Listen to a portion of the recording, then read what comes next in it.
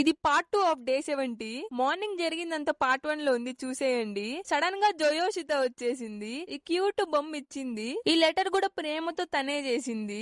ఏం రాసిందో ఆంటీకి వినిపిస్తాంది. ఇంకా కోట్ల గంగమ్మ గుడికి వెళ్తున్నాం, ప్రదక్షిణాలు చేసి దర్శనం చేసుకున్నాం. ఈ పాప వస్తే చాలు నా బుగ్గల్ని ఏమో చేసేస్తుంది.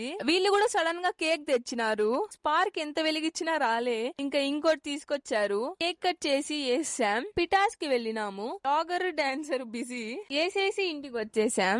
నా మీద ఎంత కాన్ఫిడెన్స్ అంటే నాకు పనులు కూడా చెప్పరు, నార్మల్ గా కూడా చేయను అనుకో. ఎందుకంటున్నా అంటే ఒక మంచి డ్రెస్ ని ఒక్క రోజులో చెడగొట్టేస్తా. నాకు ఇచ్చిన బొమ్మలతో ఆడుకునేసా. ఈ మైక్ టెస్ట్ చేసా, చాలా బాగుంది. ఈ బొమ్మకి చాలా ట్రాన్స్ఫార్మ్ చేయొచ్చు. ఇది క్యూట్ బొమ్మ.